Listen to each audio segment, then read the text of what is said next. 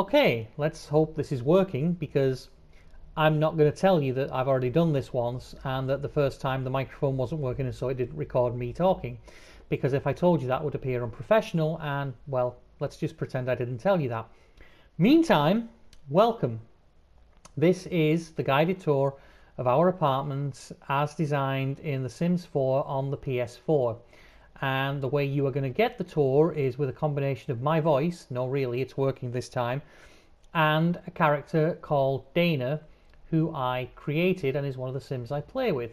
She's married to a chap called Sam in my little game world who I play with, and she's the character I brought along here to walk around and give you the guided tour. She will effectively do anything I tell her to do, so she'll walk places and show you things from her perspective, which makes it easier for me to maneuver the camera around. Now, in reality, this would be the street that we live on. There would be other buildings in the real world. The Florist is right there in the middle. On this side there would be a Chinese takeout, and on this side there would be a hairdresser's salon, and then further down the street at the end of the block there is this gravel alleyway which leads to the back of the building over there, which is where I get in through that gate you can see there actually, which is how I get in to the building when I'm going in the house, because our doors are at the back of the building. At the front here is the Florist, and that is as authentic as I'm going to make it look in game. It really does have a blue awning with white lettering. It doesn't have a mailbox on the street, but the game makes you put a mailbox, because every time you play, the game needs somewhere that the characters can get mail delivered.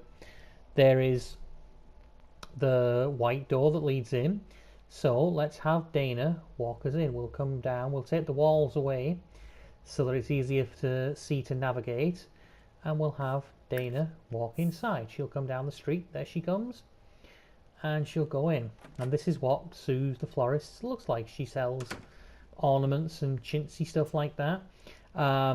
She does actually sell flowers, but she doesn't really have flowers on display. She has, like this, hutches full of stuff you can buy, and cabinets and shelving on the walls, and rustic sort of decor. In the back she has the back room where Dana's going to take us now. I don't really know what's in the back room because I've never actually been in here. Dana likes it, that's nice. But it's where she has storage for things and so on and so forth.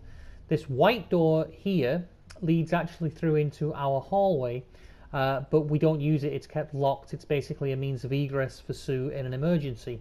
So while you might think that we could actually walk through the shop into the back and then through this door and up the stairs, we don't. But this window here by the sink, let's have Dana walk right up to the sink. This window here in front of the sink actually does look out into our yard, where you can see, if we come out of this door, which is actually our front door, you can sometimes see Sue doing something at the sink, stood right where Dana's standing there. So that's how that works. Right, let's bring Dana back out to the street, and she'll come out through the front door of the Florists. There she is. Hello, Dana. Okay, and then we'll have her walk as we would in the real world to the end of the street, and then down the gravel alley to the end where it really does begin to look untidy like that, and the alleyway is kind of a mess of gravel and dirt and grass and so on and so forth. At the very end of the alley, the other buildings have gateways and so on as well, but at the end of the alley, up against this wall here, we'll have Dana come down the alley. There is actually a bin outside in the alleyway. There's an open gateway which leads into our yard. On this side of that wall would actually be the Chinese takeout, and then in our yard there really isn't that kind of trash on that side of the yard, but there is crap over there that we haven't thrown away, like an old TV and so on and so forth, and so that simulates that. This is the way in, so we'll do the walls trick again so you can see. If she were to go in through the front door, it goes into the hallway to the actual apartment. On her right is the bathroom, and it really is that kind of small. I also won't tell you that when I recorded this the first time, she had to pee, and I sat here talking to nothing into a dead microphone while the poor girl was sat on the toilet taking a whiz. But before you get upset about that, you don't actually see anything because it pixelates it out. You can kind of hear that she's really enjoying her tinkle though, so you know there is that. She's getting kind of tired. We're going to have to maybe get her some sleep in a little bit. But because she's a good girl, she'll wash her hands. Now she's used the bathroom again. I did that just because the first time through I thought it was funny. There's the stairway, complete with damaged wallpaper like we actually have. So we'll have her come up the stairs. Here she is. She's dragging a bit because she's tired. We'll have her come up the stairs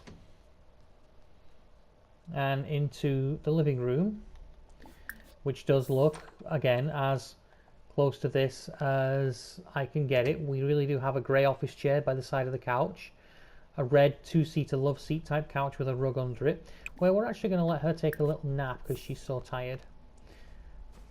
She can just she can yawn and stretch out. We have the easy chair there. Oh, Dana's just earned money for her day off. She earned a paycheck for her job. Good. She didn't want to go to work anyway because she was tired.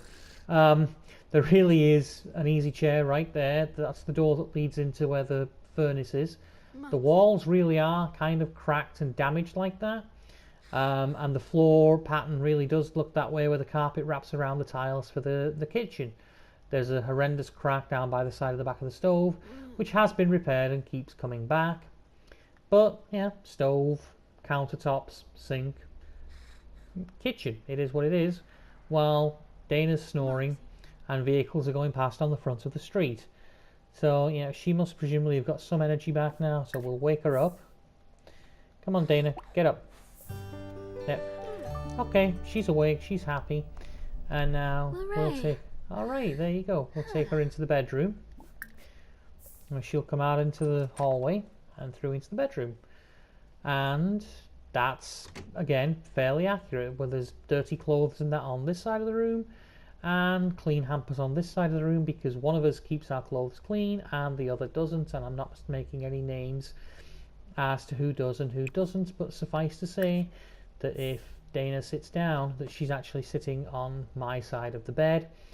We really do have the bookcase in the corner there, and you know, junk like CDs, and there's a pile of books maybe. The kind of person that likes model cars. Who could that be? And who might keep things like superhero action figures on the desk and so on. The desk is in this corner. There is a bit of mank on the wall up there from before they repaired the problem with the roof. And just for what it's worth, as I'm recording this, I am actually sitting in that chair right there, which will let Dana sit in and watch funny videos on the internet. She's uncomfortable because she's tired again. Well, she can sit. So now Dana is sitting in the same chair that I'm sitting in as I'm recording this, which is just a little bit weird. And because she's being rude and making noise, we'll have her stop doing that. We don't want her watching videos. In fact, we will... Come on, Dana, stop.